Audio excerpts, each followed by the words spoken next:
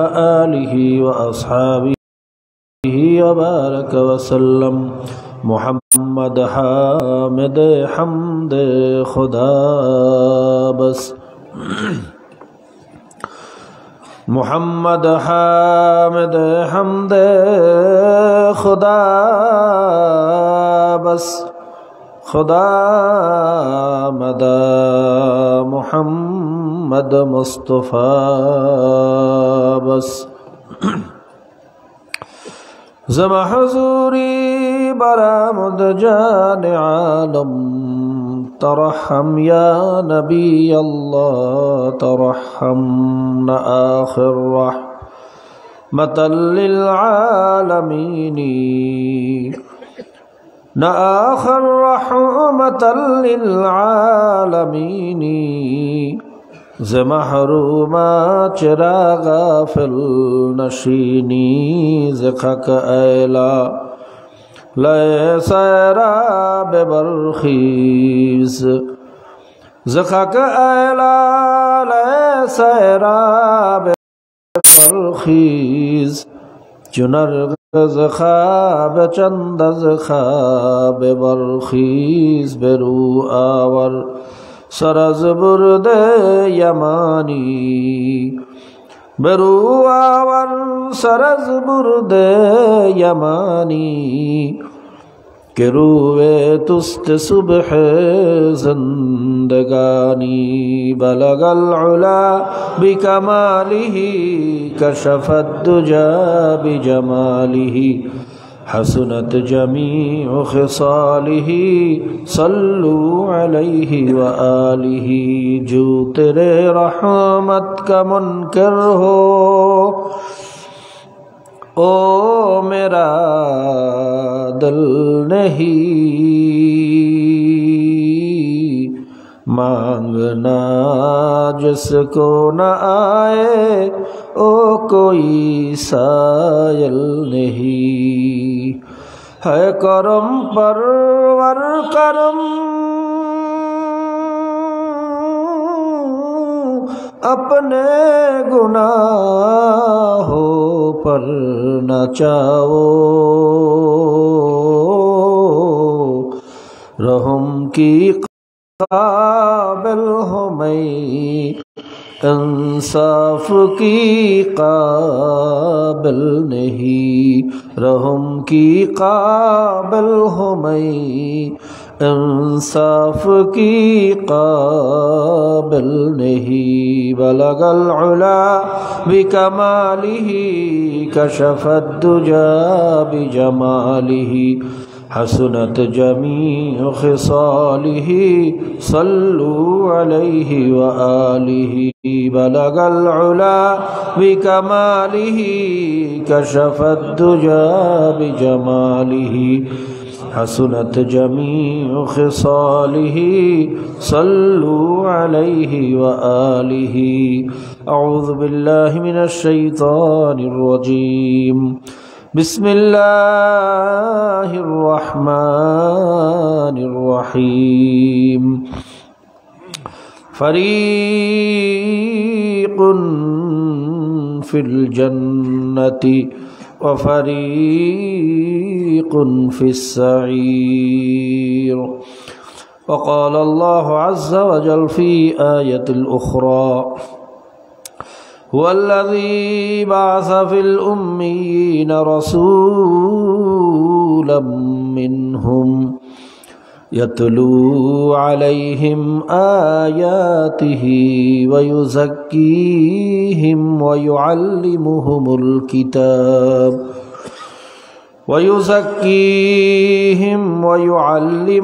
الكتاب والحكمة وإن كانوا من قبل لفي ضلال مبين صدق الله المولانا العظيم وصدق رسوله النبي الكريم ونحن على ذلك لمن الشاهدين والشاكرين ربنا تقبل منا إنك أنت السميع العليم وتب علينا يا مولانا إنك أنت التواب الرحيم محترم معزز صدر اجلاس ওয়াজিবুল ইহতিরাম হযরত উলামায়ে কেরাম, জাকিরিন শাকিরিন, বেগুনা তালিবে ইলম, কোরআনের হাফেজ, কৃষক, শ্রমিক, ভ্যানওয়ালা, ঠেলাওয়ালা, রিক্সাওয়ালা, জেলে, তাঁতি, কামার, কুমার, মজদুর সহ শিক্ষিত নন শিক্ষিত সর্বস্তরের আমার ভাইয়েরা, পর্দার আড়ালে দূর দূরান্ত অবস্থানরত আল্লাহ পাকের বান্দিরা, আমার মা ও বোনেরা, জনাবে মুহাম্মদুর রাসূলুল্লাহ সাল্লাল্লাহু আলাইহি ওয়াসাল্লামের উম্মতগণ, আল্লাহ জাল্লা শানুহু আম্মা নওয়ালুহুর দরবারে লাখো কোটি শুকরিয়া যে মহান আল্লাহ পাক রব্বুল আলামিন এই ফিতনার জমানায়, যেই জমানার মধ্যে মানুষ শুধু খাওয়া বাঁচা নিয়ে চিন্তা করে, হারাম হালালের তমিজ নেই, গুনার কাজে প্রতিযোগিতা করে, উৎসাহিত করে, নেক কাজে অনুৎসাহিত করা হয়, বাধা প্রদান করা হয়, ওয়াজ মাহফিল করতে পারমিশন লাগে, যাত্রা গানে পারমিশন লাগে না, বিয়া করতে পারমিশন লাগে, জেনা করতে পারমিশন লাগে না, কথা কয় না। 18 বছর হওয়ার আগে কোনো মেয়েকে বিবাহ দিলে যে বিয়ে দেবে তারও জেল, যে বিয়ে পড়াবে তারও, যে সাক্ষী দেবে তারও জেল, বাবারও জেল, মায়েরও জেল। অথচ 16 বছরের মেয়েরা যে প্রতিযোগিতা করতেছে, দেহ ব্যবসা করতেছে, ইডেন কলেজে যে দেহ ব্যবসার একটা ফ্যাক্টরি বানাইছে, এর বিরুদ্ধে কোনো আইন টিন নেই। কি কত সত্য না মিথ্যা? 92-95 বছর মুসলমানের দেশ দাবি করি, অথচ কুফুরি আইনে ভরা। আমাদের সমাজটা কি আইনে ভরা? জেনা করার আইন আছে, টাকার বিনিময়ে পুরস্ক কোয়ার্টারে গিয়া বলে জেনা করা জায়েজ, এই দেশের আইন অনুযায়ী। জানেন না পতিতালয় পুরস্ক কোয়ার্টারের লাইসেন্স নাই এ দেশে, পতিতাদের স্বীকৃতি নাই এ দেশে, তো জবাব তো দেন না, মনে হয় জানেন না অনেকে। সমকামিতা বৈধ, বাইরে অনেক দেশে করছে, আমাদের দেশেও করার লাইনে যাইতেছে। এই অবস্থায় যে আল্লাহ পাক আপনাকে আমাকে দুনিয়ার সমস্ত কাজ থেকে রেহাই দিয়ে এই ঠান্ডার মধ্যে একমাত্র আল্লাহ পাকের মহাব্বতে, কার মহাব্বতে? দিনের মহাব্বতে কোরআন এবং হাদিসের মজলিসে আসার মতো এবং বসার মতো তৌফিক দান করছেন।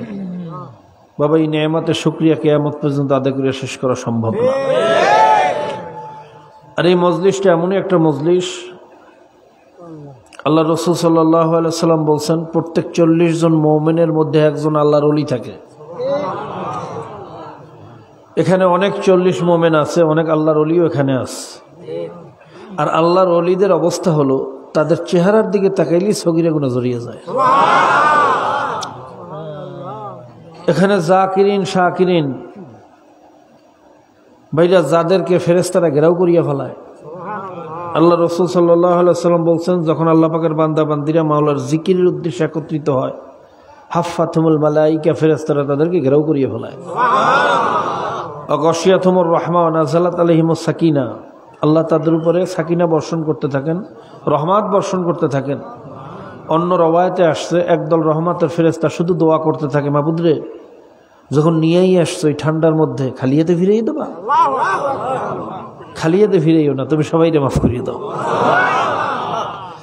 কাজী বাবা, বড় দামি একটা মজলিসে আমরা আসছি, যদি নিয়াতে খুলুসের সাথে এখানে বসতে পারি, খোদার কসম খাইয়ে বললেও ভুল হবে না, আল্লাহ পাক রব্বুল আলামিন একটা মানুষকে এখান থেকে খালিয়াতে ফিরিয়ে দেবেন না। কাজী ভাই, এরকম একটা দামি মজলিসের যে আয়োজন হইল, আমরা আসতে পারলাম, যেই মজলিসের জন্য ফেরেশতারা দোয়া করে, যেই মজলিসকে আল্লাহ পাক রব্বুল আলামিন রহমত দ্বারা, সাকিনা দ্বারা ধন্য করেন, যেই মজলিসের উসিলা আল্লাহ পাক আমাদের জীবনের সমস্ত গুনাহ থেকে মাফি দিয়ে দিতে পারেন, এরকম একটা মজলিস পাওয়ার পরে সবাই খুশি না বেজার? সবাই খুশি না? আলহামদুলিল্লাহ। যদি খুশি হইয়েই থাকি তাহলে আল্লাহ পাকের একটু শুকরিয়া আদায় করা লাগে না? লাগে না?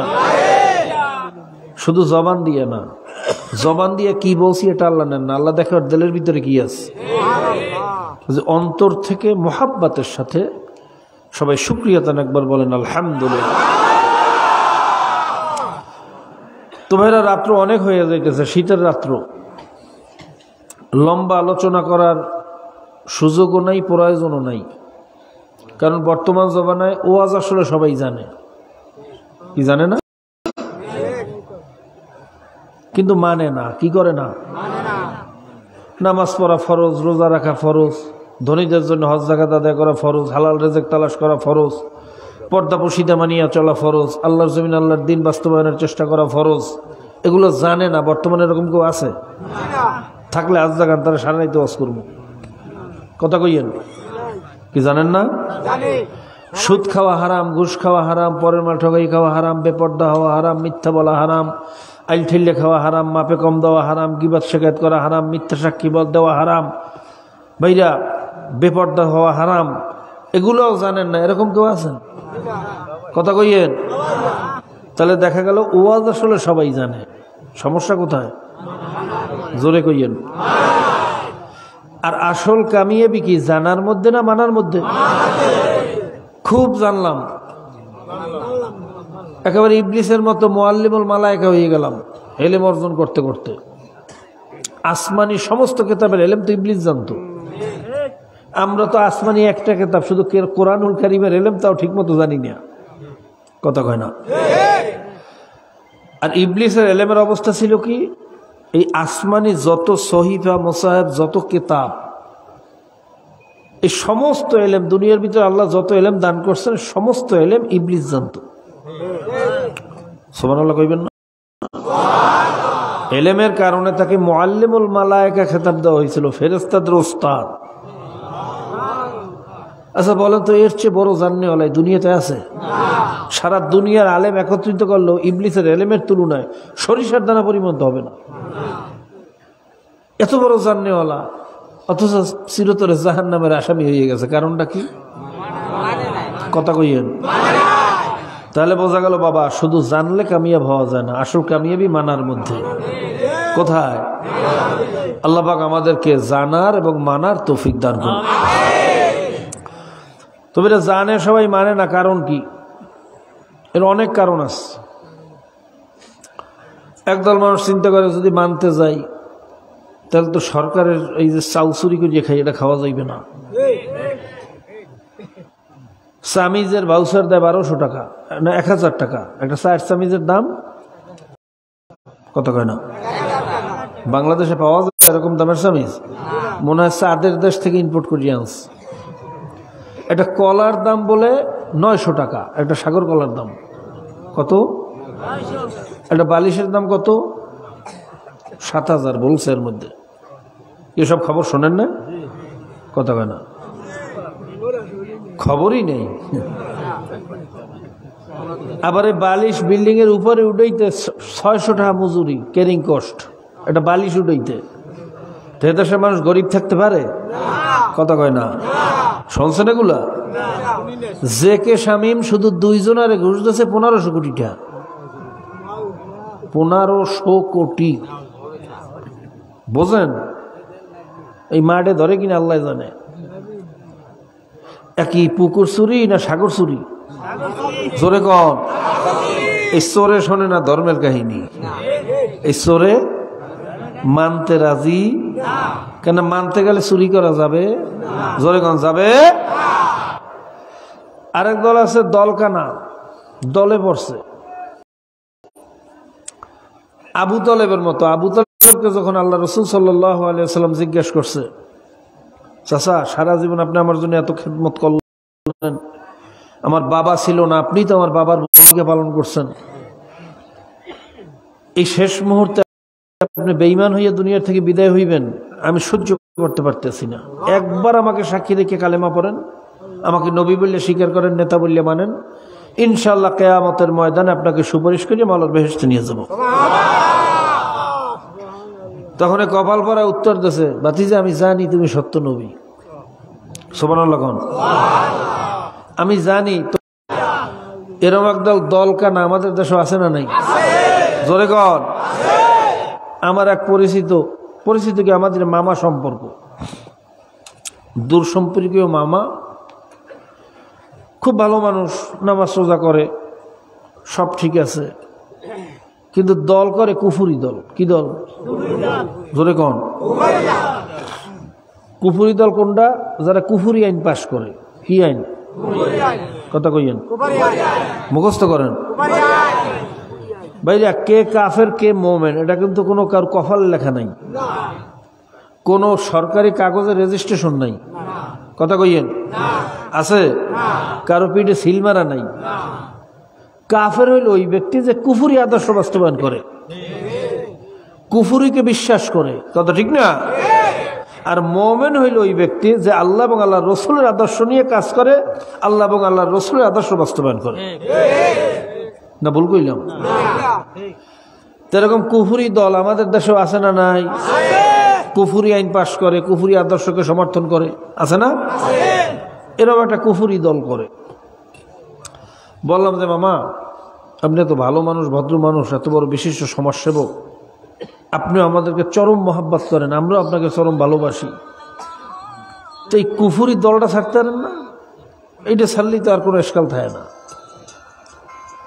কি বলেন মামা, বাপদাদার দর, বাপদাদা ইয়ে করিয়ে গেছে ওই আবু তালেবের মতো এককালে হুবহু।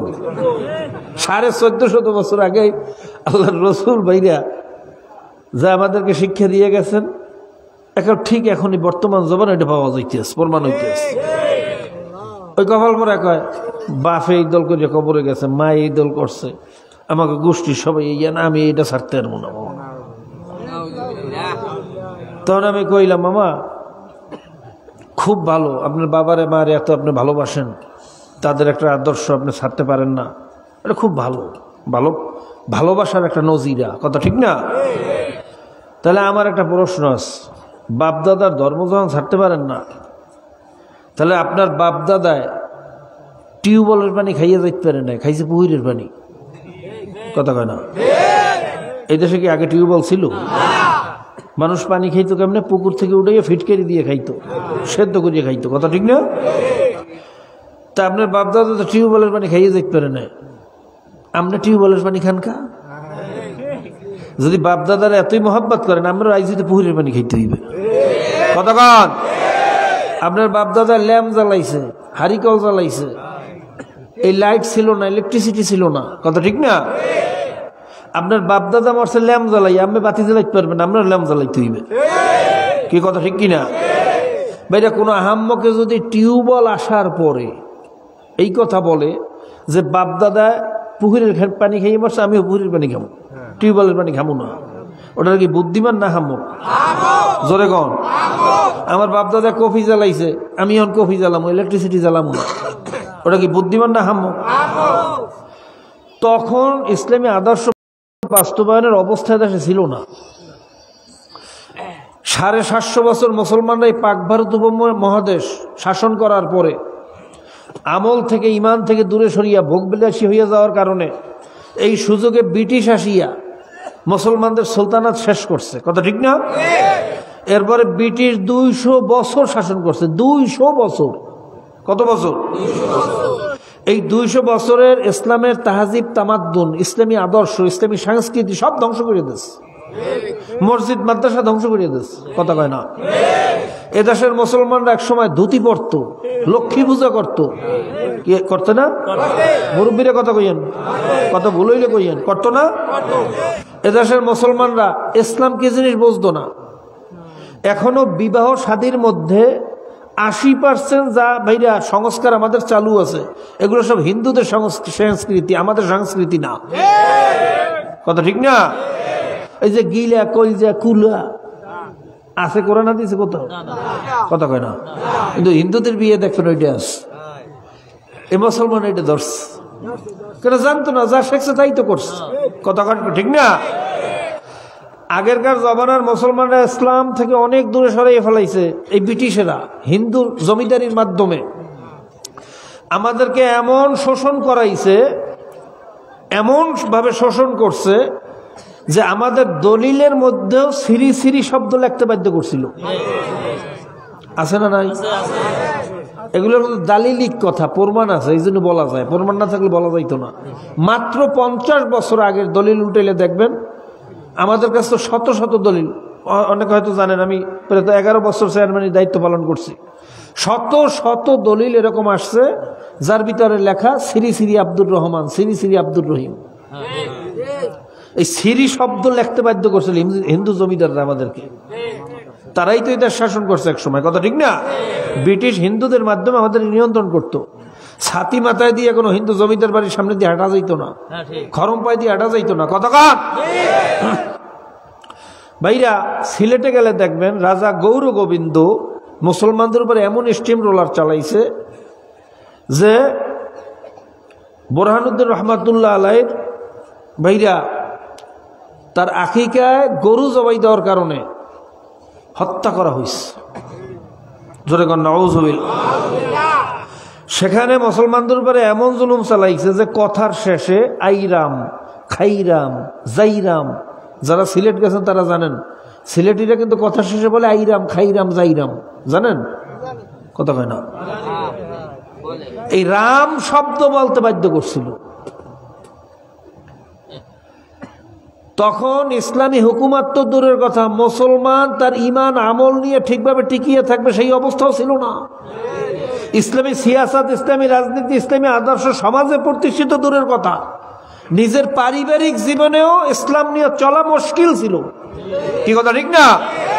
সেখান থেকে আমরা আজকে আমাদের বুজুর্গানের দিন পীর মাশায়েখ, এই দেশে বাইরে এই শর্ষিনার বড় যারা বুজুর্গরা আছেন, এই আমাদের তরিকার চিস্তিয়া সাবিরিয়া তরিকার মুরব্বীরা, এই বাইরে ফুরফুরার জৈনপুরের এই আল্লাহর ওলিরা ওই বিদেশ থেকে আসিয়া ফকিরের ভেষে বাড়ি বাড়ি যাইয়া, বাড়ি বাড়ি, উঠানে উঠানে, ঘরে ঘরে ইসলামের দাওয়াত দিয়ে মুসলমানদেরকে কিছুটা উজ্জীবিত করছে। কি কথা ঠিক না?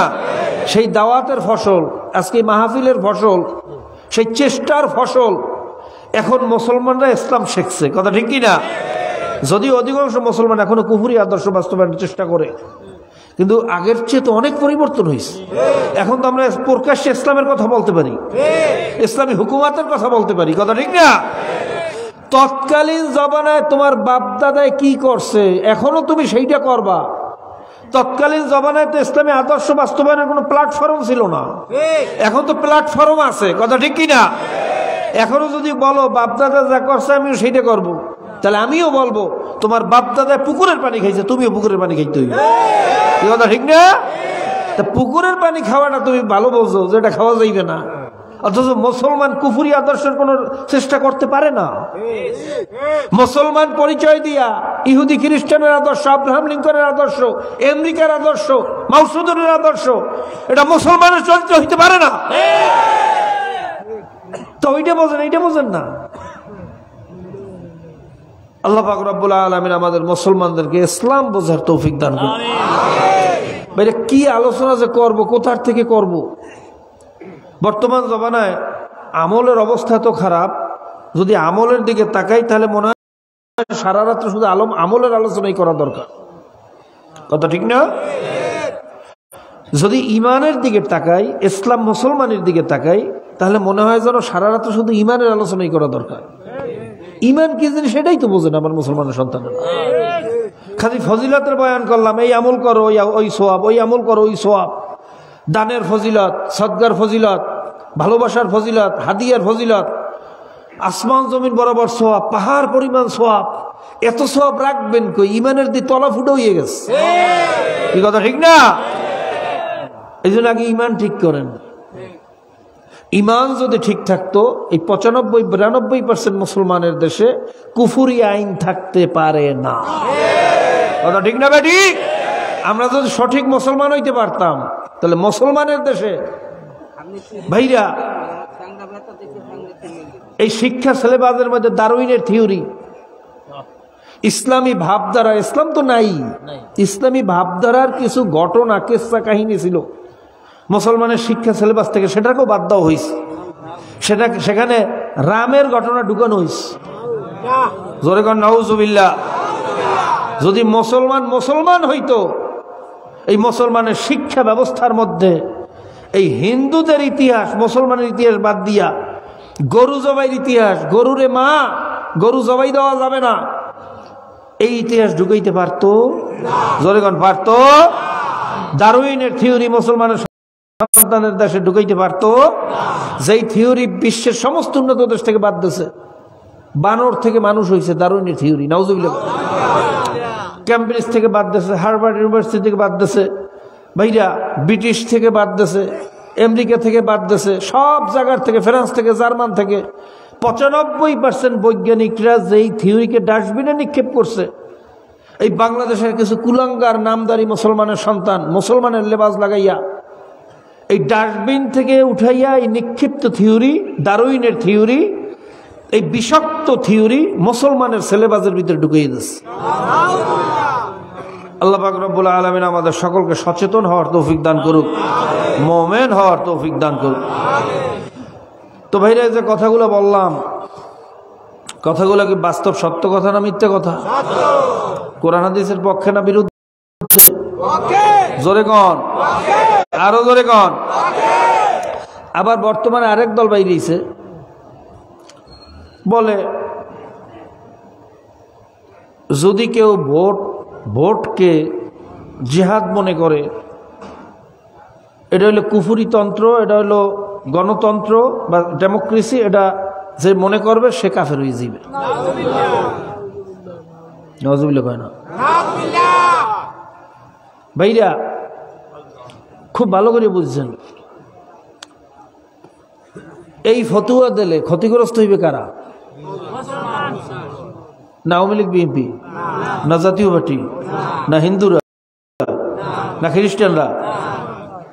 তো মুসলমান যেই ফতুয়ার কারণে ক্ষতিগ্রস্ত হয়, ফতুয়াটা কিরম ফতুয়া? কথা কয় না, উদ্দেশ্যটা কি? ভাইরা, আমরা ইসলামী হুকুমত কায়েমের জন্য সরমনাই আল্লাহর তো চেষ্টা করতেছি, কথা ঠিক না? আমরা যেটা ভালো মনে করছি, আমাদের মুরব্বীরা আকাবেররা যে পদ্ধতি আমাদের শিখিয়ে গেছেন, এদেশে নির্বাচনকে জেহাদ বলছেন হাফিজ হুজুর রহমাতুল্লাহ আলাইহি। কে? কথা কয় না? যে হল সর্বস্বীকৃত একজন আল্লাহর ওলি, সবাই বলেন সুবহান। নির্বাচনকে বৈধ মনে করছেন, জেহাদ মনে করছেন আমিনী রহমাতুল্লাহ আলাইহি, তকি ওসমানী রহমাতুল্লাহ আলাইহি, হোসাইন আহমদ মাদানী রহমাতুল্লাহ আলাইহি, ভারতবর্ষের সমস্ত মুরব্বীরা, সমস্ত আকাবেররা। ভাইরা, অধিকাংশ আকাবেররা তো এটাকে জেহাদ বলছেন। কি বলছেন? জোরে কন। যদি কাফের হয় এই কথা বললে, তুমি হাফিজ হুজুরকে একটু কাফের ফতুয়া দাও, কথা কয় না? সাহস থাকে হাফিজ হুজুরকে কাফের ফতুয়া দাও। আমরা তো ফতুয়া দেই না, আমরা তো ফতুয়া ইস্তেমবাদ করি না, মাসালা ইস্তেমবাদ করি না। আমরা হলাম নাকেলে মহাজ, মোকাল্লেদে মহাজ। ওলামায়ে কেরাম, মুরব্বিয়ানে কেরাম ফতুয়া দিয়ে গেছেন, সেইটা আপনাদেরকে নকল করিয়ে শুনাই। কি করিয়ে শুনাই? তা আমাদের বিরুদ্ধে ফতুয়া কেন? ফতুয়া দিলে মুরব্বীদের বিরুদ্ধে দাও। ফতুয়া দেওয়ার ক্ষমতা থাকলে হাফিজ হুজুর রহমাতুল্লাহর বিরুদ্ধে দাও, তকি ওসমানীর বিরুদ্ধে দাও। এর আগে আমাদের বিরুদ্ধে ফতুয়া নিয়ে আসলে এই দেশের জনগণ চামড়া তুলিয়ে ফেলাইবে। কি কথা ঠিক না? ঠিক। খবিসের গোষ্ঠী ইসলামী হুকুমত কায়েমের জন্য চেষ্টা করতেছে, তোমরা ফতুয়াবাজি করতেছো। তোমাদের কি চেষ্টা আছে? যদি এই পদ্ধতি তোমাদের পছন্দ না হয়, তোমাদের কাছে ভালো পদ্ধতি থাকলে সেটা অ্যাপ্লাই করো। যদি এদেশের অধিকাংশ ওলামায়ে কেরাম মনে করেন যে না, এই পদ্ধতিটা সবচেয়ে ভালো, আমরা সবাই গ্রহণ করব। কি কথা ঠিক না? তুমি সেই কোনো পদ্ধতি না দিয়া খালি ফতুয়াবাজি করতেছো, আসলে তোমার উদ্দেশ্য ভালো না। উদ্দেশ্য কি? ভাইরা, নির্বাচন আর গণতন্ত্র এক জিনিস, কথা কইয়েন। গণতন্ত্র হল একটা আদর্শের নাম। কিসের নাম?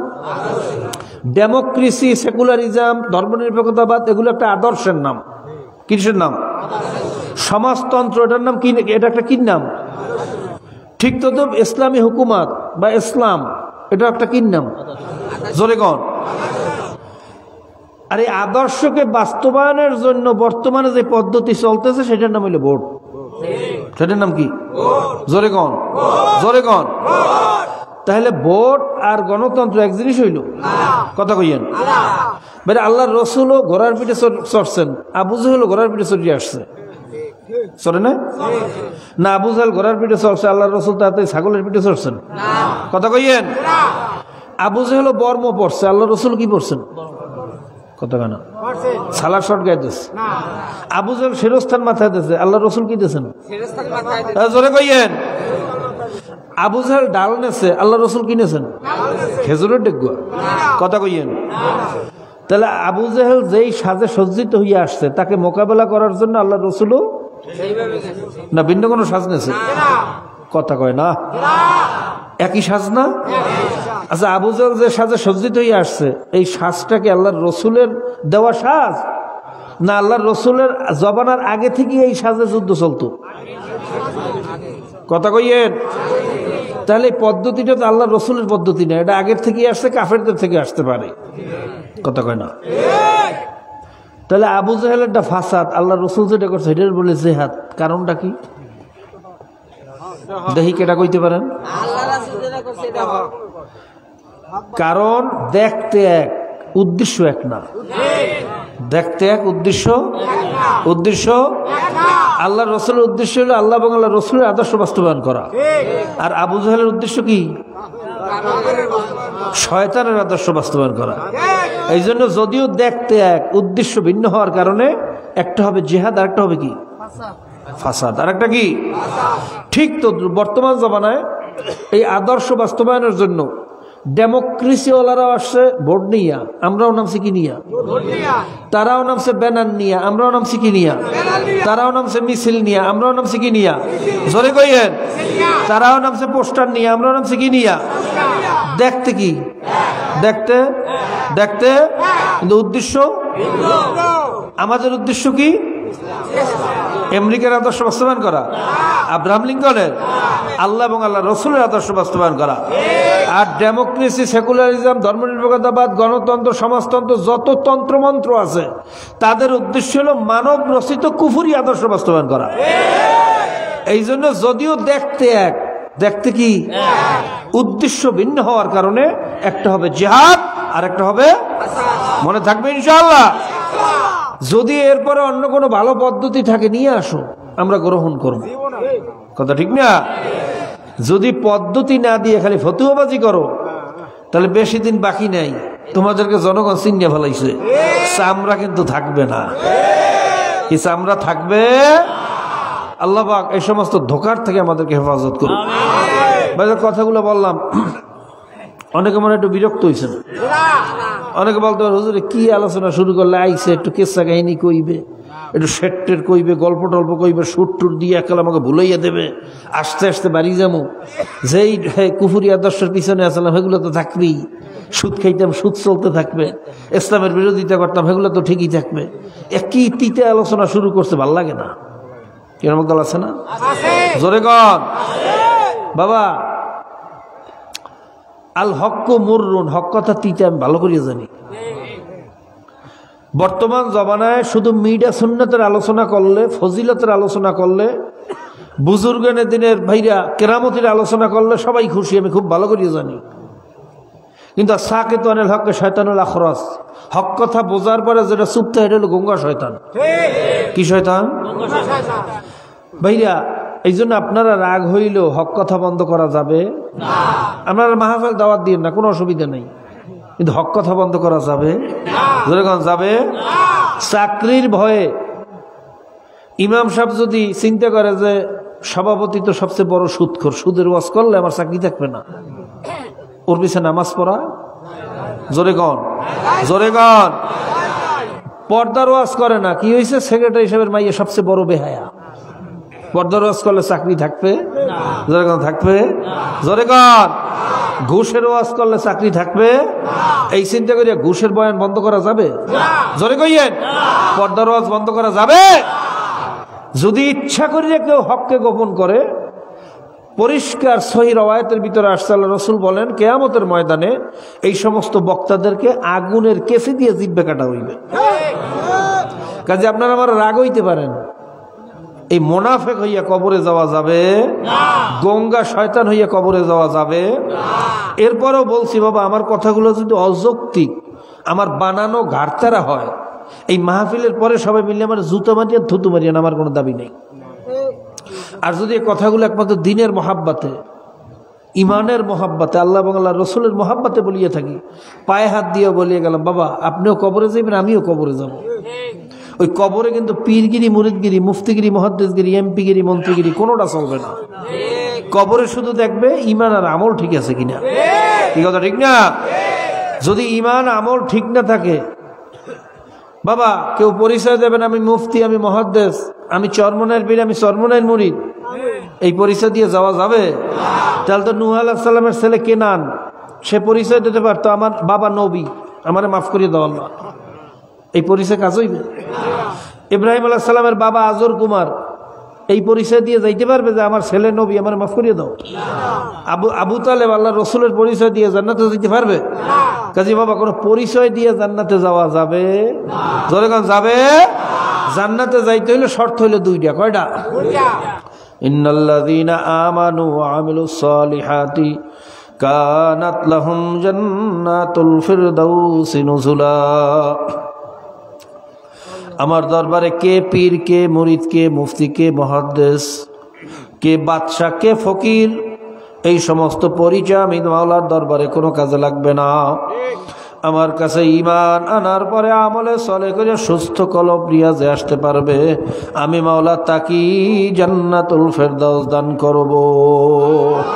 আরো জোরে বলেন সুবহানাল্লাহ। কাজী ভাইরা, পীর হইছি, মুরিদ হইছি, মুফতি হইছি, মুহাদ্দিস হইছি, শিক্ষিত হইছি, ডক্টরেট ডিগ্রি অর্জন করছি, 50 বছর হাদিসের কিতাব পড়াইছি, কিন্তু এখন পর্যন্ত মুসলমান মোমেন হইতে পারছি কিনা এটি হলো চিন্তার বিষয়। কথা ঠিক না বেঠিক? বাবা চিন্তা করলে হয়রান পেরেশান হইয়া যাই। আমি অনেক লেবাসদারি পীর, লেবাসদারি মুফতি, অনেক মুফতি মুহাদ্দিস, অনেক ভাইরা নামাজি দেখছি কপালের ভিতরে নামাজের দাগ পড়িয়া গেছে, অথচ কুফরি আদর্শ বাস্তবায়নের চেষ্টা করতে আছে। কথা ঠিক না বেঠিক? জোরে গান ঠিক না বেঠিক? ইসলামী আদর্শের বিরোধিতা করতেছে, সহযোগিতা করে না, বিরোধিতা করে। বাবা তোমার যদি আমাদের পদ্ধতি ভালো না লাগে, ভালো কোনো পদ্ধতি থাকলে দাও। যদি ভালো পদ্ধতি দিতে না পারো, আমাদেরকে পছন্দ না হয়, তুমি নিজে কোনো একটা বাইরা তরিকা নিয়ে নামো, পদ্ধতি নিয়ে নামো। যদি সেই শক্তি, সামর্থ্য, সেই সাহস তোমার না থাকে, তাহলে অন্তত ঘরে বসিয়া দোয়া করো, আল্লাহ কুফরি আদর্শ কিভাবে সমাজ থেকে দূর করা যায়, তোমার এবং তোমার হাবিবের আদর্শ কিভাবে বাস্তবায়ন করা যায়, এইটা নিয়ে ঘরে বসে আফসোস করো, দুঃখ করো, দুই ফোঁটা চোখের পানি ফালাইয়া মাওলার কাছে দোয়া করো, চেষ্টা করো, অন্তরের ভিতরে জ্বালা তৈয়ার করো। বাবা সরিষার দানা পরিমাণ হইলেও তোমার ভিতরে ঈমান থাকবে। কথা ঠিক না বেঠিক? জোরে গান ঠিক না বেঠিক? কিন্তু খোদা নাকাস্তা যদি কুফরি আদর্শে সহযোগিতা করো, কুফরি আদর্শ বাস্তবায়নের জন্য বুদ্ধি দিয়া, মেধা দিয়া, শক্তি দিয়া যেই ভাবি সহযোগিতা করো, আমি খোদার কসম খাইয়া বলতে পারি তুমি আলেম হইতে পারো, পীর হইতে পারো, মুফতি হইতে পারো, আমার মালিকের কাছে এখন পর্যন্ত মুসলমান হইতে পারো না। কথা ঠিক না বেঠিক? আর বাবা আল্লাহ পাক রব্বুল আলামিন কিন্তু পরিষ্কার ভাবে বলছেন, ওয়ালা তামুতুন্না ইল্লা ওয়া আনতুম মুসলিমুন, খবরদার মুসলমান না হইয়া কেউ কবরে আসিও না। কাজী বাবা কি মুসলমান হইলাম, কি ইমানদার হইলাম, হিসাব নিকাশ মিলাইয়া তারপর মাওলার কবরে যাইয়া শোয়া লাগবে। ভাইরা, সাহাবায়ে কেরামের ইতিহাস যখন পড়ি, শরীরের ভিতরে ভয় লাগিয়া যায় যে তারা কেমন ইমানদার ছিলেন, আমরা কেমন ইমানদার হইলাম। খোবাইব রাদিয়াল্লাহু তাআলা আনহুর ইতিহাস তো সবাই জানেন। তিনি ইসলাম গ্রহণ করার কারণে কাফের মুশরিকরা তার উপরে নির্যাতন শুরু করছে, মারতে মারতে সমস্ত শরীর ফাটাইয়া ফেলাইছে। সবাই কর নাউজুবিল্লাহ। ভাইরা, এক পর্যায়ে দুপুর বেলা রৌদ্রের ভিতরে, উত্তপ্ত বালুর ভিতরে চিৎ করিয়া ফেলাইয়া বুকের উপরে লেপের পরিবর্তে পাথর চাপা দিয়েছে। জোরে কর নাউজুবিল্লাহ। মরুভূমির ইতিহাস যারা জানেন, বাবা দুপুর বেলা খালি পায়ে পাও রাখা যায় না, ফসকা পড়িয়া যায়। গত বছর আরবের অনেক দেশে এমন গরম পড়ছে, ভাইরা চৈত্র মাসে গরমের সময় দুবার বেলা খাজুরের শুকনা বাইলের ভিতরে অটোমেটিক আগুন ধরিয়া গেছে, এত ভয়ঙ্কর গরম। যারা ইতিহাস জানেন বা ওই সব দেশে ওই গরমের দিনে গেছেন তারা ভালো করিয়া জানেন, ওই মরুভূমির উত্তপ্ত বালুর ভিতরে একটা মানুষকে শীত করিয়া ফালাইয়া যদি বুকের উপর আবার পাথর চাপা দেওয়া হয়, একটু চিন্তা করিয়া দেখেন ওই মানুষটার কাছে কেমন লাগতে পারে। আল্লাহ,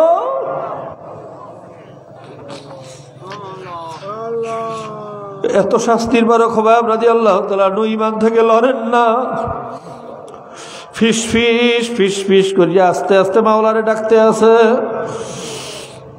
কাফের মুশরিকরা দূর থেকে দেখলো খোবাবের জবান লড়ে, একজন আর একজনকে বলো যাও, যাইয়া দেখো খোবাব মনে হয় ঈমান ছাড়িয়া দেছে, সে কি বলতেছে কানের কাছে মুখ লাগাইয়া শোনো, মুখে মুখে কান লাগাইয়া শোনো।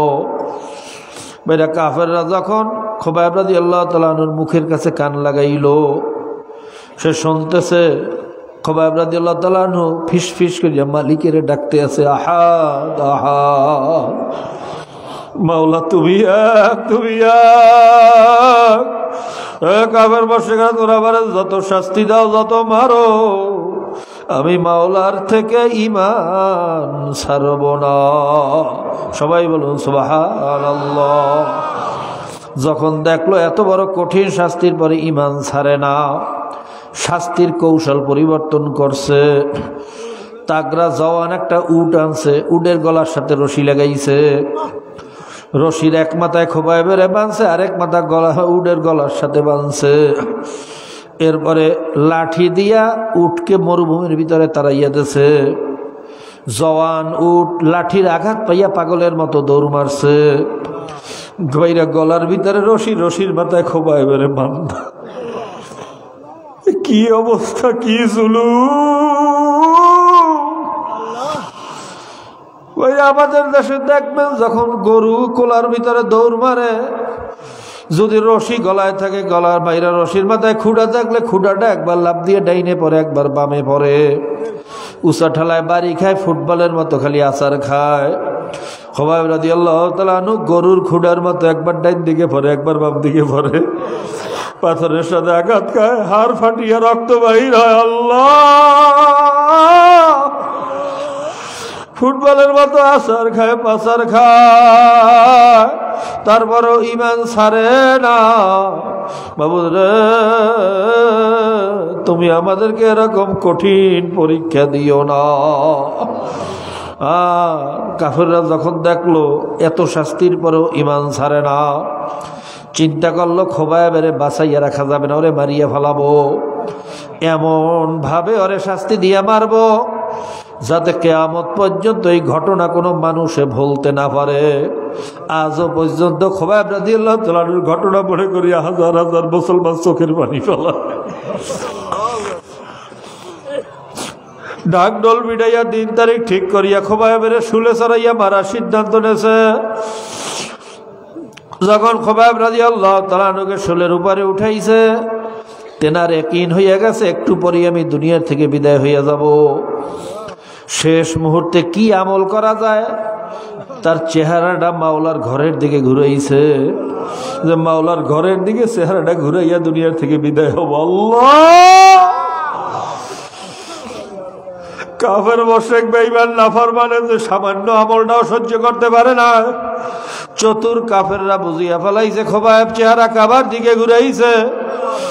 কাফেরদের নেতায় হুকুম দিল, খোবাইবের চেহারার ভিতরে পাথর মার, তীর মার, ও যেন চেহারা কাবার দিকে ঘুরাইতে পারে না। খোবাইব রাদিয়াল্লাহু তাআলা শরীরের ভিতরে, চেহারার ভিতরে তীরের বৃষ্টি শুরু হয়ে গেছে, পাথরের বৃষ্টি শুরু হয়ে গেছে। খোবাইব রাদিয়াল্লাহু তাআলা সমস্ত শরীর দিয়ে জারজার জারজার করিয়া রক্ত বাইর হইতে আছে, কষ্ট সহ্য করতে পারে না।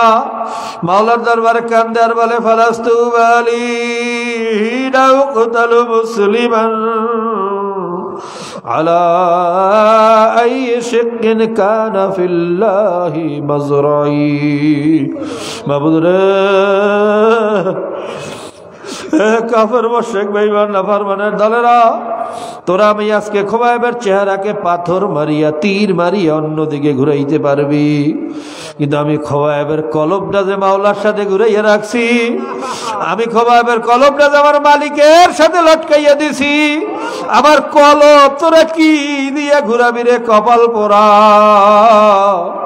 আমি খোবাইবের কোনো দুঃখ নাই, কষ্ট নাই, কারণ আমি ঈমান অবস্থায় মৃত্যু নিতে আছি। জোরে বলেন সুবহানাল্লাহ। ভাইরা, ওয়াজ আর কিছু না, নসিহত আর কিছু না। কিয়ামতের ময়দানে তারাও কিন্তু দাঁড়াইবেন, আমরাও কিন্তু দাঁড়াবো। খোদা না খাস্তা যদি আল্লাহ পাক ধরিয়া বসেন, হে আব্দুল করিম, আব্দুর রহিম, হে রহিমা খাতুন, হে আবুল খায়ের, তুইও তো ইমানদার দাবি করছ, আবার খোবাইব ইমানদার দাবি করছে, তোর উপরে 1000 ভাগের 1 ভাগ পরীক্ষাও আমি দেই নাই। তুই মায়ের খাও নাই, মায়ের খাওয়ার ভয় ইসলাম সারিয়া পলাইয়া গেছো। তুই জেলে যাও নাই, জেলে যাওয়ার ভয় ফতুয়া দিয়া ইসলামের থেকে দূরে সরিয়া গেছো। তুই না খাইয়া থাকো নাই, না খাইয়া থাকার ভয় কাফের মোশরিকের দালালি শুরু করছো। আর দেখ, আমার খোবাইব শুলের উপরে চলি আমি মাওলারে ছাড়ে নাই। আমার বিবি আসিয়া সারা শরীরের ভিতরে প্যারাক মারছে, প্যারাক মারতে মারতে মারতে মারতে সমস্ত জোড়ায় জোড়ায় যখন প্যারাক মারা হয়েছে, আল্লাহ আল্লাহ তুমি আমাদেরকে মাফ করিয়া দাও। ফেরাউন বলে, আসিয়া এখনো সময় আছে, আমারে খোদা মানো, তা না হলে তোমাকে দুনিয়াতে রাখা হবে না। আসিয়া আলাইহিস সালাম বলে, তুই যত বড়ই আমার কষ্ট দাও, দিতে পারো দে, কিন্তু আমি আসমানের মালিক, জমিনের মালিক, ওই মালিকের ছাড়া কাউরে খোদা মানি না। ভাইরা, এই কথা বলার পরে শেষ পর্যন্ত সারা শরীরে যখন প্যারাক মারা শেষ, আসিয়া আলাইহিস সালামের লজ্জা স্থানের ভিতরে যখন প্যারাকটা মারিয়া যাচ্ছে, আল্লাহ সহ্য করতে পারে না, মাওলার দরবারে কাঁদে, বলে মালিক রব্বি ইবনি ইনদাকা বাইতান ফিল জান্নাহ, মাবুদ রে, আমি এই দুনিয়ার কষ্টের বিনিময়ে তোমার কাছে কিছুই চাই না, শুধু এমন একটা ঘর জান্নাতের ভিতরে চাই, যেই ঘরটা তোমার কাছে, যেখানে বসে তোমারে দেখা যায়। আল্লাহ আল্লাহ আমাদেরকে মাফ করিয়ে দাও। আল্লাহ, ভাইরা, তেনারা তো ইমানদার ছিলেন, আমরাও কিন্তু ইমানদার। খোদা না খাস্তা আল্লাহ পাক যদি ধরিয়া বসে, জবাব দেওয়ার ক্ষমতা কোনো মানুষের নাই। কাজী বাবা, কি মুসলমান হইলাম, কি নিয়ে রওনা করলাম, হিসাব নিকাশ না মিলাইয়া কবরে যাইও না বাবা। দুনিয়ার থেকে হিসাব নিকাশ মিলাইয়া ইমান আমল ঠিক করিয়া তারপর মাওলার কবরে যাইও। তবে ভুল করছি, অন্যায় করছি, বুঝি নাই, না বুঝিয়া করছি, শয়তানের ধোকায় পড়িয়া করছি, দুনিয়ার মোহাব্বতে পড়িয়া করছি, এখন কি করবা বাবা? তওবা করিয়া ফেলাও, এই মুহূর্তে তওবা করো।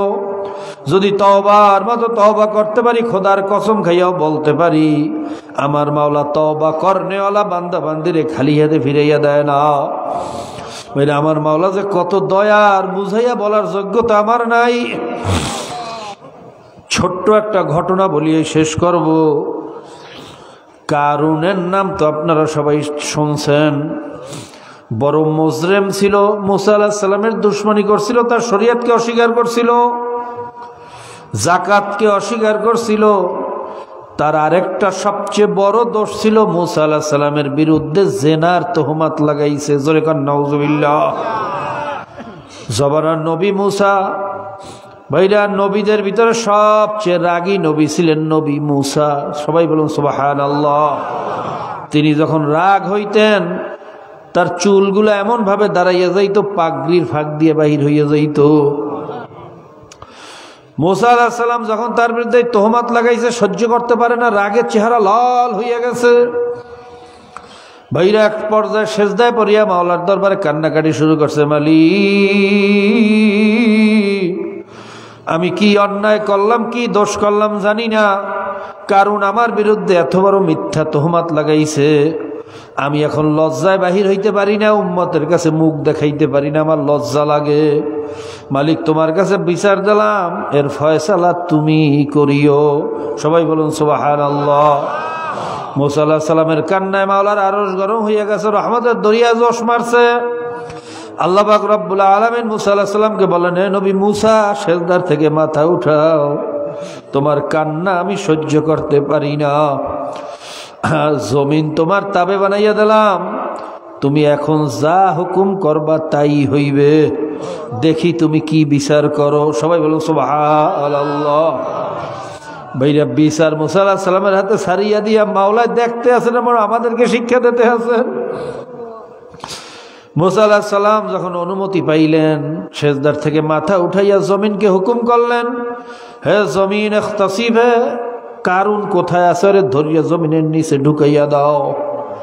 হুকুম করার সঙ্গে সঙ্গে জমিন খাটো হইয়া গেছে, কারুন সামনে উপস্থিত হইয়া গেছে, হাঁটু পর্যন্ত জমিনের নিচে ঢুকিয়া গেছে। কারুন উপায় অন্তর না দেখিয়া বলে, নবী মুসা আমার ভুল হইয়া গেছে, আমারে মাফ করিয়া দাও। মুসা আলাইহিস সালাম বলে, জমিন ওরে আরো নিচের দিকে নিয়ে যাও। কারুন বলে, মুসা আর কোনোদিন অন্যায় করব না, আমাকে মাফ করিয়া দাও। মুসা আলাইহিস সালাম মাফ তো করলেন না, রাগে থরথর করিয়া কাঁপেন আর বলেন, ওরে আরো নিচের দিকে নিয়ে যাও। এরকম যাইতে যাইতে যাইতে যাইতে মাথা পর্যন্ত জমিনের নিচে ঢুকিয়া গেছে। তাফসীরের ভিতরে আসছে, কিয়ামত পর্যন্ত কারুন শুধু এইভাবে নিচের দিকেই যাইতে থাকবে। জোরে কন নাউযুবিল্লাহ। ওই কপাল পড়ার বিচার দুনিয়ার থেকেই শুরু হইয়া গেছে। আল্লাহ ভাইরা, শাস্তির উপযুক্ত ছিল, কোনো সন্দেহ নাই। এরকম শাস্তি পাওয়ার মতো অনেক অপরাধ ওই কপাল পোড়ায় করছে, কিন্তু আহকামুল হাকিমিন রব্বুল আলামিন আমার মাওলা কি বলতে আছেন, কি শিক্ষা দিতে আছেন। আমার মাওলা ডাক দিয়ে বলতেছেন, ওয়াইজ্জাতি লাবিস্তাগা সাবিলা গাসতুহু, হে নবী মুসা, আমার পাক ও ইজ্জতের কসম খাইয়া বলছি, কারুন তোমার কাছে বারবার ক্ষমা চাইছে, তুমি একবারও তাকে ক্ষমা করতে পারলা না। আমার জালালিয়াতের কসম, কারুন যদি একবার আমি মাওলার কাছে মাথা নত করিয়া বলতো, মালিক তুমি আমাকে মাফ করিয়া দাও, আমার পাক ও ইজ্জতের কসম, আমি ওরে মাফ না করিয়া পারতাম না। আমি ওরে জমিনের নিচের থেকে টানিয়া উপরে দাঁড়া না করাইয়া পারতাম না। সবাই বলুন সুবহানাল্লাহ। কাজীবের আমার মাওলা দয়ার সাগর, মায়ার সাগর। আমার মাওলা ভাইরা যেমন বড়, তার দয়াটাও সেরকম বড়। আমার মাওলা যেমন বড়, তার মায়াও সেরকম বড়, ভালোবাসাও সেরকম বড়। আমার মাওলা যেমন বড়, তার জান্নাতও সেরকম বড়, জাহান্নামও সেরকম বড়। মাওলার রহমতও যেমন বড়, আযাব ও গজবও সেরকম বড়। আমার মাওলা সব বড়, সব বড়। এই জন্য আল ঈমানু বাইনাল খাউফি ওয়ার রাজা, আশা এবং ভয়, এই দুইটার মাঝখানেই হইল ঈমান। একদিকে মাওলার রহমতের আশা করতে হবে, দয়ার আশা করতে হবে যে আমার মাওলা আমারে ভালাইয়া দেবে না। অন্যদিকে মাওলার গজবের ভয়, মাওলার জাহান্নামের ভয়, জালালিয়াতের ভয়। খোদা নাখাস্তা যদি মাওলায় ধরিয়া বসে জবাব দিতে পারবো না, ওই আযাব সহ্য করতে পারবো না। এই দুইটার মাঝখানেই হইল ঈমান। একদিকে মাওলার রহমতের আশাও বুকের ভিতরে থাকা লাগবে, অন্যদিকে মাওলার গজবের ভয়ও ভিতরে থাকা লাগবে। আল্লাহ, কাজী নৈরাশ হওয়ার কোনো সুযোগ নাই। মাওলার রহমত থেকে নৈরাশ হওয়াও কিন্তু কুফরি। কাজী ভুল করছি, অন্যায় করছি, বুঝি নাই, না বুঝিয়ে করছি, সারাটা জীবনের প্রায় কবরের কাছে চলিয়ে আসছি মাওলার দুশ্মনী করতে করতে। তারপরও নৈরাশ হওয়া যাবে না। এই মুহূর্তে তওবা করিয়া ভালাও। যদি তওবার মতো তওবা করতে পারি, খোদার কসম মাওলা খালিয়াতে ফিরাইবেন না। আর বাবা, এই মজলিস থেকে যাওয়ার পরে আবার এরকম মজলিস পাইবেন, আবার তওবা করবেন, এটা কিন্তু অনেক দূরের কথা। এই মজলিস থেকে বাড়ি যাইতে পারবো কিনা এ কথা বলার ক্ষমতাও কোনো মানুষের নাই। ভাই, এই রাত্রটাও আপনার আমার উপর থেকে যায় না না যায়, এই কথা বলার ক্ষমতাও দুনিয়ার কোনো মানুষের নাই। আজরাইল কিন্তু প্রত্যেকের পিছনে খালি দারোগার মতো হ্যান্ডকাপ লইয়া ঘরে, মালিকের একটু হুকুমের অপেক্ষায় আছে। হুকুম পাওয়ার সঙ্গে সঙ্গে যখন খপ করিয়া থাবাটা মারবে, কলিজার রগগুলার সিরিয়ে লইয়া যাইবে, চক্ষুটা উল্টাইয়া যাইবে, জিব্বাটা বাহির হইয়া যাইবে। আল্লাহ তুমি মাফ করিয়া দাও। আল্লাহ রাসূল বলেন, গুনাহগার বান্দাদের ভোগের সময় এত বেশি কষ্ট হইবে, একটা জীবিত ছাগলের চামড়া খসাইলে যেরকম কষ্ট হয়, গুনাহগার বান্দাবান্দির মওয়াতের সময় তার চেয়েও বেশি কষ্ট হবে। একটা কাঁটাযুক্ত গাছ যদি পেটের ভিতরে ঢুকাইয়া নারী বউরিগুলোকে পেঁচাইয়া পেঁচাইয়া পায়খানার রাস্তা দিয়ে টানিয়ে টানিয়ে বাহির করা হয়, ওই মানুষটার কাছে যেরকম কষ্ট লাগতে পারছে তার চেয়ে 1000 গুণে বেশি কষ্ট হইবে গুনাহগার বান্দাবান্দির মওয়াতের সময়। আল্লাহ আমাদেরকে মাফ করিয়া দাও। আর নেককার বান্দাবান্দির যখন মওয়াতের সময় হইয়া যাইবে, আজরাইলকে দেখে যখন ভয় পাইবে, আজরাইল আলাইহিস সালাম সালাম দিয়া বলবে, তোমার ভয় নাই, কিসের ভয় করো? আল্লাহ পাক রব্বুল আলামিন বলবেন, হে ফেরেশতারা, আমার বান্দাবান্দি ভয় পাইয়া গেছে, ওর সামনে ও যে জান্নাত কামাই করছে সেই জান্নাতের দরজা খুলিয়া দাও। সবাই বলুন সুবহানাল্লাহ। নেককার বান্দাবান্দির মওয়াতের সময় ভাইরা মাওলা পাক যখন জান্নাতের রাস্তা তার সামনে খুলিয়া ধরবেন, জান্নাতের নাজ নেয়ামত হুর গেলমান, জান্নাতের সৌন্দর্যতা দেখার মধ্যে মাওলা এমন মজা লাগাইয়া দেবে, কোন ফাঁকে জান বাহির হইয়া যাইবে টেরও পাইবে না। এই জন্য দেখবেন অধিকাংশ নেককার বান্দাবান্দি মুস্কি হাসি দিয়ে দুনিয়া থেকে বিদায় হইয়া যায়। আল্লাহ আল্লাহ আমাদেরকে তুমি কবুল করিয়া লও, আমাদেরকে তুমি কবুল করিয়া লও। আল্লাহ নেককার বান্দাবান্দির মওয়াতে মাওলায় ভাইরা রওয়ায়াতের ভিতরে আসছে, মায়ের বুকের থেকে দুধ বাহির হইলে যেরকম মা টের করতে পারে না, সন্তান দুধ খায়, দুধ বাহির হইতেছে, মায় টের পায় না। ভাইরা নেককার বান্দাবান্দির জানো এইভাবে বাহির হইয়া যাইবে, টেরও করতে পারবে না। সবাই বলুন সুবহানাল্লাহ। কাজী বাবা এই মজলিস থেকেই তওবা করিয়া বাড়িতে যাও। প্রত্যেকের জন্য দোয়া করেন, আমার জন্য দোয়া করেন, আমিও দোয়া করি আমার মাওলা যেন তার গোলাম হইয়া কবরে যাওয়ার তৌফিক দেয়। আল্লাহুম্মা আমিন। আল্লাহ একটু মজলিসের দিকে চাইয়া দেখো। আল্লাহ এই ঠান্ডার ভিতরে কোনো মানুষ ঘর থেকে বাহির হয় না। এই শীতের ভিতরে তোমার বান্দার এখানে কেন আসছে একটু চাইয়া দেখো। এই জায়গায় তো খাওয়ার জন্য আসে না, টাকার জন্য আসে না, একমাত্র তোমার মোহাব্বত ছাড়া আর কোনো কারণ নাই। একটা মানুষকেও খালি হাতে ফিরাইয়া দিও না আল্লাহ। ভাইরা দুই ফোঁটা চোখের পানি ফেলাইয়া নিজের গুনার কথা মনে করিয়া একটু মালিকের দরবারে ভালো করিয়া কান্দেন আর মাপ চান। যদি কান্না নাও আসে, কান্নার জন্য চেষ্টা করেন, ভান ধরেন, বাহানা করেন। হাদিসের ভিতরে আসছি, বুকু ইবকু আইল্লাম তাবকু ফাতাবাকু, তোমরা কান্দো কান্দো, কান্না না আসলে কান্নার ভান ধরো। মুখটারে ভাঙ্গা সরিয়া মাথাটারে নত করিয়া কান্নার জন্য চেষ্টা করো, বাহানা করো। দেখবো একসময় আল্লাহর ফজলে করবে চক্ষু দিয়া পানি চলিয়ে আসবে। আর যদি মাওলার ভয়ে, মাওলার মোহাব্বতে চক্ষু দিয়া পানি বাহির হইয়া যায়, মান বাকা মিন খাশিয়াতিল্লাহি ফাকাদ হারামাল্লাহু তিলকা আইনা আলান নার, চোখে পানিওয়ালা বান্দা বান্দীদের উপরে জাহান্নামের আগুন হারাম। চোখের পানি মাওলা সহ্য করতে পারে না বাবা। চোখের পানি ছাড়া কোনো অলি হইতে পারেন না। সারা দুনিয়ার আল্লাহর অলিদের ইতিহাস পড়িয়া দেখো মাওলার দরবারে কেমন কান্না কাঁদছে। ওই যে হাফিজুর রহমাতুল্লাহ চোখ দুটো সবসময় ভিজা থাকতো। আল্লাহ শামসুল ফরিদুর রহমাতুল্লাহ আলাই মাওলার দরবারে জারজার করিয়া কাঁদতে।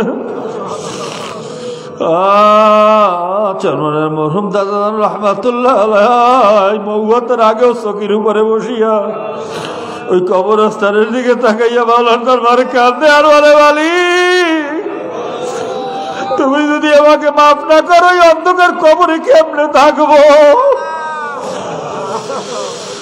আব্বাজান রহমাতুল্লাহ আলাইহি অনেকেই দেখছেন কি কান্না যে মাওলার দরবারে সারা জীবন কাঁদছে।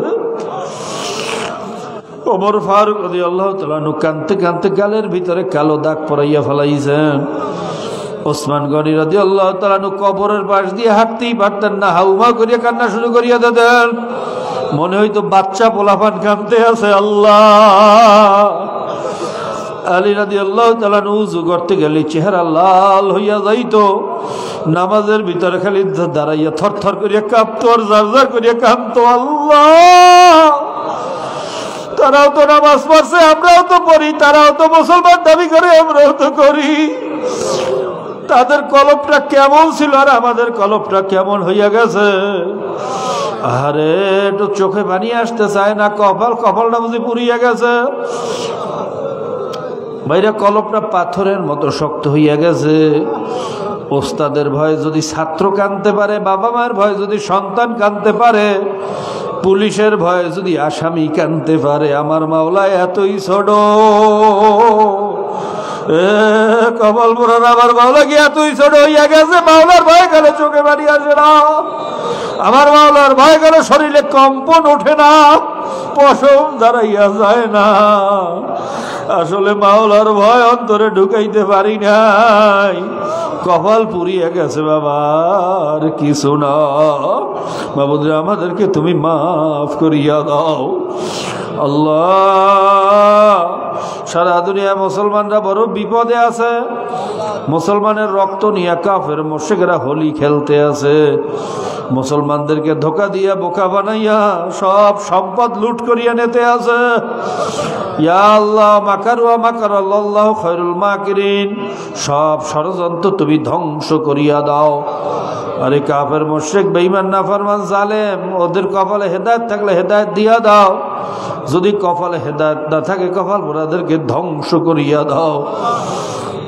اللهم إنا نجعلك في نحورهم ونعوذ بك من شرورهم وقع سيف الله على عنقهم أعدائك وأعداء الدين اهدهم وإن لم يكن فأهلك اهدهم وإن لم يكن فأهلك।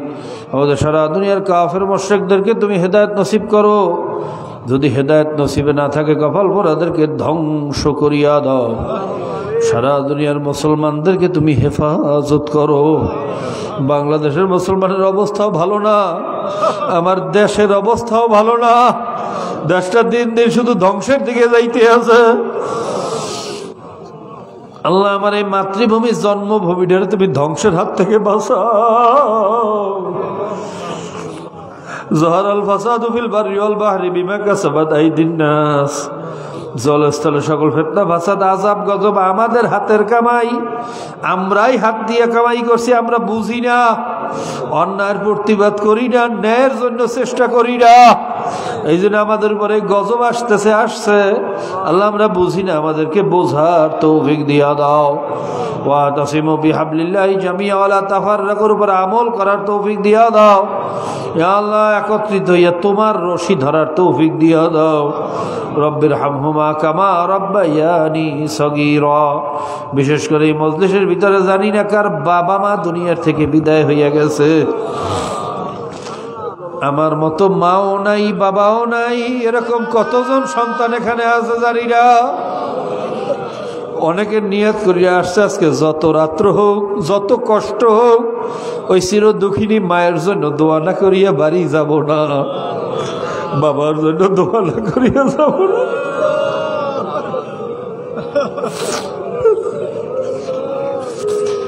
আসার আগে বোঝায় ভাই আহারে ক্যান্সারে দুনিয়ার থেকে বিদায় হয়ে গেছে, তার ভাই দোয়া চাইছে।